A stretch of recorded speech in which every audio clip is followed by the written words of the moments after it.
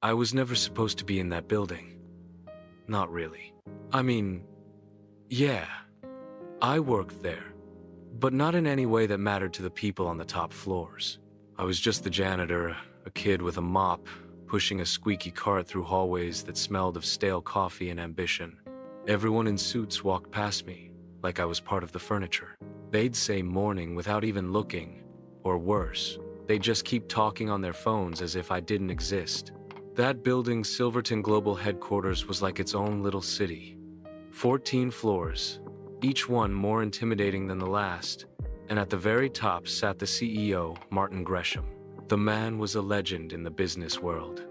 Ruthless, brilliant, untouchable. People spoke his name like a warning.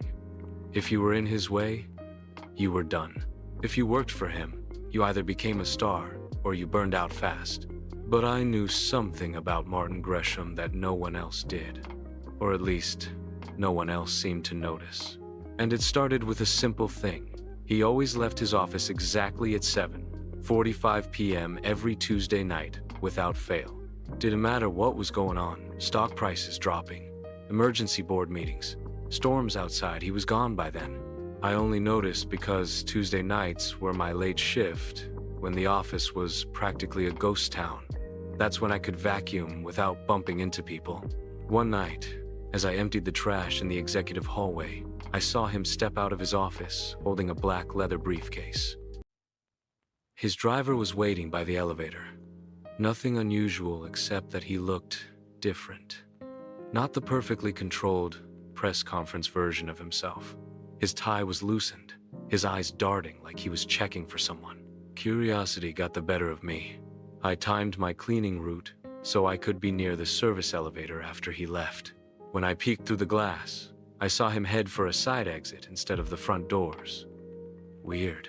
The CEO of Silverton Global sneaking out the side like a teenager trying not to get caught. I told myself it was none of my business.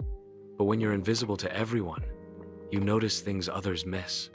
The more I watched, the more patterns I saw.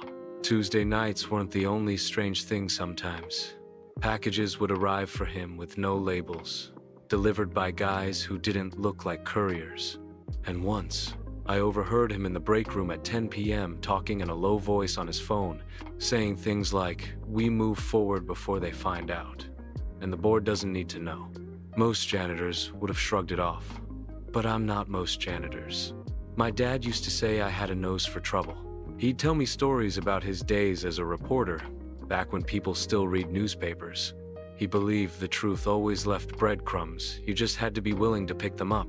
One night, I did something I probably shouldn't have. After the CEO left, I went into his office. I thought twice about it. His desk was spotless, but in the corner, I saw a small locked drawer. I couldn't open it, obviously, but on the desk was a sticky note with a string of numbers. I memorized them before finishing my rounds. The next Tuesday, I came prepared. I brought my dad's old camera and a little notepad. I watched Gresham leave again, same briefcase, same side door, and this time I followed. Not too close, just enough to see him get into his black car and head toward the city outskirts. I didn't know what I expected, a secret meeting, a shady warehouse, maybe even a second home, but what I found was stranger. He stopped at a rundown community center. Through a cracked window, I saw him talking to a group of people who didn't look like corporate types at all. They were older, wearing work boots and jackets with union logos. Papers were passed around, hands were shaken. And when Gresham stepped outside, he looked happy. Not the smug kind of happy he had at board meetings, but like he'd just done something good. I was confused. Was he helping them? Was he running some kind of side project? It didn't make sense. CEOs didn't sneak out to meet factory workers at night. The more I dug, the more I realized this wasn't just some charity thing. There were connections, contracts, hidden payments, and a project the company wasn't supposed to be working on. I was just starting to connect the dots when something happened that made it all personal. One morning, a notice went up on the staff board. Effective immediately. Janitorial services for floors 10, 14 will be outsourced to a third-party vendor. Translation? I was out of a job. No warning, no explanation. Just gone. That's when I decided I wasn't going down quietly. If Gresham thought a janitor was too small to matter, he was about to find out just how wrong he was. And that's where the plan began. The plan that would end with me standing in front of the entire board of Silverton Global, holding the truth in my hands, and watching the most powerful man in the building realize that the kid with the mop had just outsmarted him. Getting fired wasn't the worst part. The worst part was how easily it happened. No fight, no discussion. Just a printed notice and a shrug from my supervisor. Sorry, kid. Corporate decision. Like I was a light bulb they could unscrew and toss away. But I wasn't done with Silverton Global, and I definitely wasn't done with Martin Gresham.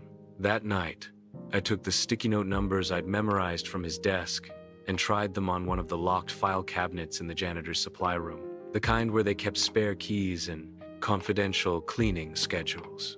If it worked there, maybe it would work on his office drawer. Sure enough, when I snuck back in a few days later, technically still before my termination date, the numbers popped the lock open.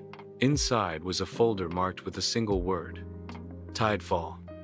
I flipped it open and found schematics, contract drafts, and meeting transcripts. Most of it didn't make sense to me. Industrial diagrams, budget sheets, but a few things stood out. The project was off the official books. It involved building something on land the company didn't own, land that belonged to the same union workers I'd seen Gresham meeting. The payouts for that land were listed at a fraction of its value.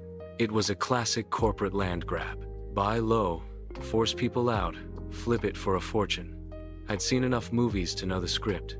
But there was a twist. The project notes had Gresham's initials next to the inflated cost columns, meaning he was skimming money, millions from the process. I didn't know if he was pocketing it or funneling it somewhere else. I just knew this was the kind of thing that could ruin a CEO if it got out. Problem was, I was just a janitor with no power and soon no access. So I started small.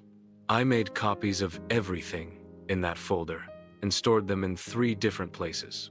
One at my apartment, one at my cousin's place, and one hidden in the ductwork of the very building I was being kicked out of. The next step was getting close enough to Gresham without him knowing. Since I couldn't roam the hallways with a mop anymore, I took a job with the new cleaning contractor the company had hired. I didn't even tell them I'd worked there before. They assigned me to floors, 12, 14, the executive levels. It was like I'd never left. I played my part perfectly, the quiet, forgettable cleaner. But now, I was listening harder, moving slower, lingering in places people didn't notice. That's how I caught a fragment of conversation between Gresham and one of the vice presidents in the hallway one night. Board thinks we're overspending, Martin. If they dig into Tidefall, they won't. Gresham cut him off sharply. They'll see the returns before they see the risks. And if anyone asks questions, well, he gave a smile that wasn't friendly. I know which skeletons to pull out of closets. That's when I realized this wasn't just greed. This was a man who kept power by keeping secrets on everyone else. If I went at him head on, he'd crush me before I even reached the first rung of the ladder. So I had to turn the board against him.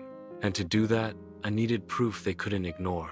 Proof they couldn't spin as a misunderstanding or a business tactic. For weeks, I gathered crumbs. A signed document left on a desk, an overheard call, an email printed and forgotten in the copier tray. I knew their security guards, knew when they were distracted, knew which cameras were real and which were dummies. That was my advantage. Everyone looked at me and saw nothing, which meant I could see everything. The break I needed came one Thursday night. I was emptying bins in the executive conference room when Gresham stormed in, muttering into his phone. He didn't even glance at me as he paced, barking orders. Then he dropped something on the table, a USB drive, while rifling through his briefcase. The phone call ended, he grabbed a folder and walked out, leaving the USB behind. I pocketed it in one smooth motion. Later that night, on my old laptop, I opened it. It wasn't just files, it was recordings. Video footage of the Tidefall meetings, complete with audio. I watched in stunned silence as Gresham talked openly about inflating costs, bribing local inspectors, and forcing holdouts to sell their land. He wasn't even hiding it. He sounded proud. I knew what I had was explosive, but timing was everything. If I went to the board too soon, Gresham could bury it, and bury me along with it. I needed a moment when the entire room was watching him, when any lie he told would crumble on the spot. That moment came faster than I expected. A week later, a notice went up. All executive and senior staff to attend quarterly performance review mandatory. It was the one meeting where the CEO addressed every department head in person. Perfect. I started planning for the moment I would walk into that meeting with the truth in my hands. The day of the quarterly performance review, I felt like a soldier going into battle. My weapon wasn't a gun, it was a cheap flash drive I'd bought at a corner store, loaded with the video files from Gresham's USB. I'd kept it taped under my kitchen sink all week, checking every night to make sure it was still there. I got to the building early, dressed in my janitor's uniform, so nobody questioned me. The security guards nodded like I was invisible, which, in this case, was exactly what I wanted. I'd spent years being unseen. Now I was going to use it. The boardroom was on the top floor, a long glass table surrounded by leather chairs. The walls were lined with screens for presentations. I slipped in under the guise of wiping fingerprints from the glass doors and made my way to the projector console. Nobody paid attention as I plugged in my flash drive, set the video to autoplay, and switched the screen to standby mode. One button pressed during the meeting and the truth would be broadcast to everyone in the room. Then I waited. The executives filtered in, some joking, some looking bored. The board members arrived, stiff and serious. And then, right on cue, Martin Gresham walked in polished suit, perfect tie, the easy smile of a man who believed the world belonged to him. He started his presentation, like always, talking about quarterly profits, market trends, opportunities for aggressive expansion. He mentioned Tidefall only once, calling it a strategic investment in future growth. The room nodded along, some scribbling notes. I waited until he paused to sip his water. Then I stepped forward, pretending to wipe down the table, and pressed the button. At first, nothing seemed different, just a flicker on the screen. Then the video began to play. Gresham's own face filled the wall-sized display, his voice unmistakable. Inflate the costs, funnel the difference through Tidefall Holdings, and no one outside this room will ever see a dime. The landowners will take the payouts, or will make sure the inspectors shut down their businesses. The room froze. The only sound was the quiet hum of the air conditioner. On screen, Gresham laughed a cold, satisfied sound and continued outlining his plan. Naming names, describing payoffs. It wasn't just bad, it was damning. Turn that off, Gresham barked, his composure cracking. He rushed toward the console, but two board members were already out of their chairs, blocking him. Is this real? One demanded, eyes locked on me. I didn't flinch. Came from his own USB drive. Found it while cleaning. Thought the board should know. The murmurs started immediately, sharp, angry, incredulous. One board member pulled out a phone. Another began flipping through a folder like he was trying to match the numbers mentioned in the recording. Gresham tried to talk over the noise. This is taken out of context. But another clip cut him off, this one showing him signing a forged inspection report. His signature glowed on the screen like a spotlight in the dark. You've been bleeding this company dry, one of the older board members said quietly, but the steel in his voice cut through the chaos. You're finished, Martin.